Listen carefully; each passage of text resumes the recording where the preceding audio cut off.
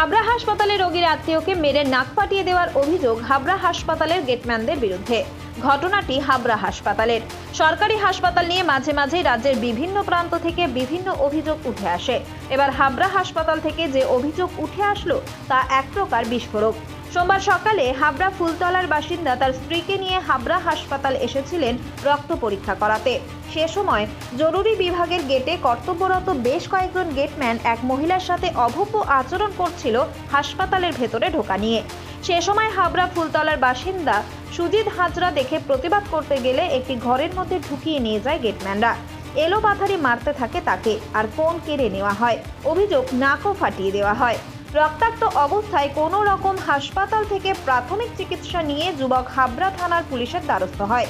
পাশাপাশি তার অভিযোগ, স্ত্রীর রক্ত পরীক্ষা করাতে এসেছিলেন সেই প্রেসক্রিপশনও তারা কেড়ে রেখে দেয় এবং বলে, সরকারি হাসপাতালে কেন এসেছো, চিকিৎসা করাতে বিনা পয়সায়। পাশাপাশি তার অভিযোগ, স্ত্রীর রক্ত পরীক্ষা করাতে এসেছিলেন যে প্রেসক্রিপশন নিয়ে, সেই প্রেসক্রিপশনও তারা কেড়ে রেখে দেয় এবং বলে, সরকারি হাসপাতালে কেন এসেছো চিকিৎসা করাতে, বিনা পয়সা চিকিৎসা করাতে এলে সহ্য করতে হবে সব, নইলে বেসরকারি হাসপাতালে যাও।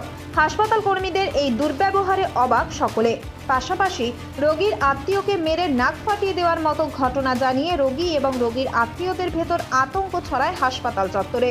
ইতিমধ্যেই হাবড়া থানায় লিখিত অভিযোগ দায়ের হয়েছে। ঘটনার তদন্তে হাবড়া থানার পুলিশ।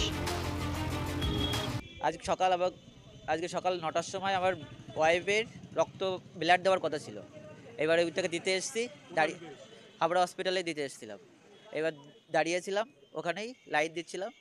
এক মহিলার সঙ্গে হুট করে তিনজন স্টাফ কথা কাটাকাটি করছিল, একদম মেইন যে ইমার্জেন্সির গেটে ওখানে। এইবার অনেকক্ষণ কথা কাটাকাটি হচ্ছিল। তারপর হট করে এমন কথা কাটাকাটি হলো যে মহিলাকে মারতে গেছিলো তিনজন মিলে। এই পরিস্থিতিতে আমি গেলাম ওখানে, আমি প্রতিবাদ করতে গেলাম। আমি ফোনটা জাস্ট বের করলাম, এইবার আমার ফোন টোন কেড়ে নিয়ে পুরো আমাকে একটা রুমের মধ্যে ঢুকিয়ে তিনজন মিলে প্রচণ্ড মারপিট করলো। আমার নাকে ঘুষি মেরেছে, নাক ফাটিয়ে দিয়েছে। ওই তিনজন স্টাফই, হসপিটালের কর্তৃপক্ষ, তিনজন স্টাফ মেইন যে গেটে থাকে, গেটম্যান। গেটের ওখানে ছিল, রুমের মধ্যেও একজন ছিল, সবাই একসাথে বেরিয়ে এসেছিল। আমাকে মারধর করে ফাটিয়ে দিল, আমাকে বেরোতে দেয়নি, আমার ফোন কেড়ে নিয়েছিল। এইবার তারপর আমার ওয়াইফ ওখানে দাঁড়িয়েছিল, কান্নাকাটি করছিল। তারপরে সবাই মিলে থানায় কমপ্লেন করতে আসলো। চিকিৎসা ওরাই আটকে রেখেছিল। আমাকে বললাম আমার বাড়ির লোক আসুক, বাড়ির লোক এসে ট্রিটমেন্ট করাবে। ওরাই নিজেদের বাঁচার জন্য আমাকে জোর করে ট্রিটমেন্ট করালো। ইনভেস্টিগেশন এখনও কিছু হয়নি বা ডিটেলস আমার কাছে কোনো অভিযোগও আসেনি।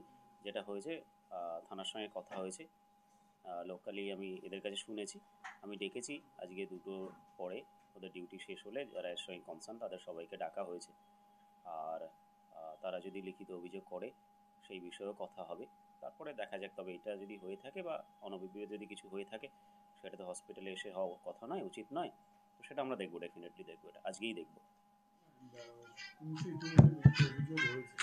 না, সেটা তো তাদের ব্যাপার। তাদের যদি কোনো মনে হয় যে করা উচিত, সেটা তাদের ইস্যু।